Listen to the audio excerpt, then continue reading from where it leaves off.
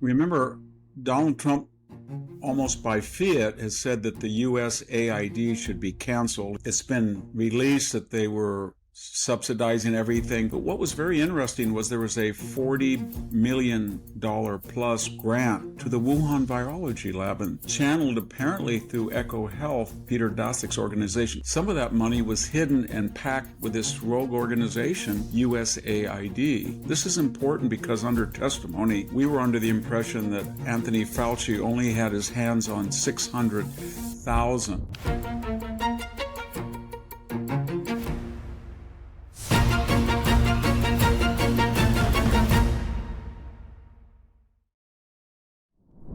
Hello, this is Victor Davis Hanson for the Daily Signal.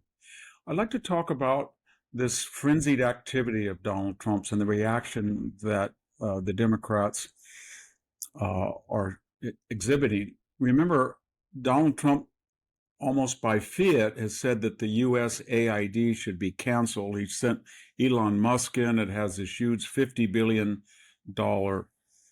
budget. It's been released that they were subsidizing everything from trans festivities overseas to gay comic books.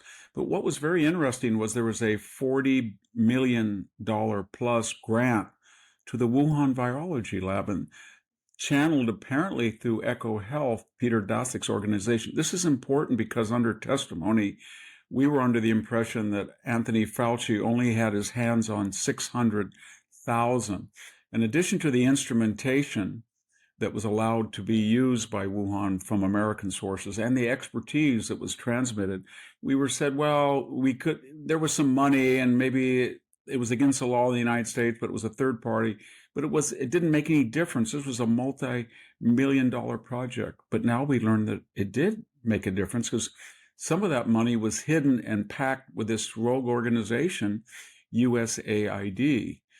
And the Democrats went crazy about the very mention that it should be cut out. It was Samantha Power ran it. It's just an autonomous agency that was created by executive order. So if you live by executive order, you can be canceled by executive order. We don't know whether Trump will cancel the entire rogue operation, but probably tuck it under Marco Rubio's State Department.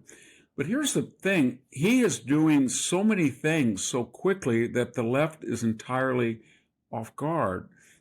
We've had these 7 or 8 countries, Panama, Venezuela, Colombia, Canada, again on the same issues about the border as Mexico and remittances and drugs and surpluses and the EU and China, that nobody can catch their breath. And then we've had these confirmation hearings where we have these unorthodox and new faces that's driving the left crazy. And one of the results of Donald Trump doing so much, so quickly on draining the swamp and making untraditional appointments and trying to readdress open borders and fentanyl and Greenland and Panama is that the opposition is in complete disarray. And we can see that by their hysterical reactions, as we've talked about on this video series before. Elizabeth Warren or Bernie Sanders are screaming, they're yelling, they're making fools of themselves. We saw a clip from the Democratic National Convention elections where there were all these bizarre Orwellian sermons about you had to be a particular gender or trans person to be inclusive, and that would override votes for their own chairmanship. Then we saw David Hogg become the assistant chairman, and he's got a long tweeting record about outlawing guns and saying the NRA is a terrorist organization.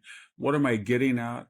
At the very time the Democratic Party is polling, according to Quinnipiac, a very liberal polling organization, just 31% approval, historical low. They all know what they have to do, and that is move to the center. But Donald Trump has moved so fast and in so many untraditional ways that their natural hysteria has overcome their sense of reality. So in addition to keeping them off guard, he's almost forcing them to implode. So the question is now people are saying, well, Donald Trump, slow down. No, do not slow down. You might want to get another group of your supporters in the administration that follow up. You're George Patton. It's August 1st. Third Army has been activated, and you are going full blast to the Rhine River, and you're not going to stop. Remember what Patton said, Audacity, l'audace, toujours l'audace, audace. Audacity, always audacity, more audacity, encore audace. And you cannot stop. You've got them completely in disarray. They're floundering, they're screaming. And then other people can follow up like Marco Rubio did in brilliant fashion in Panama. So Donald Trump is a shock corps. He is the 3rd Armored Division that's got the enemy completely disorganized. And then behind him comes the infantry, and they consolidate and institutionalize the accords that he's made. So the next group of people will go down to Mexico and they'll get things institutionalized. They'll go to Panama. They'll talk to Denmark. They'll do the mechanics of getting aid. But Donald Trump's the tip of the spear. And the more audacious, the more ambitious, and the more rapidly in this brief window of 4 years, he can dismantle this administrative state and bring us back to common sense, the less opposition. They are trying to suggest to you, if he'll slow down, we're going to make him slow down, and we're organizing against him. They're not organizing. They're completely in disarray, and they're doing exactly what they should not do if they want to climb back from 31% up to 50 or 60% approval, the Democratic Party. So my advice to Donald Trump is pedal to the metal, audacity, audacity, audacity, and keep on going. This is Victor Davis Hanson for the Daily Signal. Thank you for watching today's podcast. And for more news like that, subscribe to the Daily Signal. And maybe you can check out my own website at victorhanson.com for podcasts, lectures, ultra series behind a paywall, but more importantly, just daily columns that are accessible and free to everyone. Thank you very much.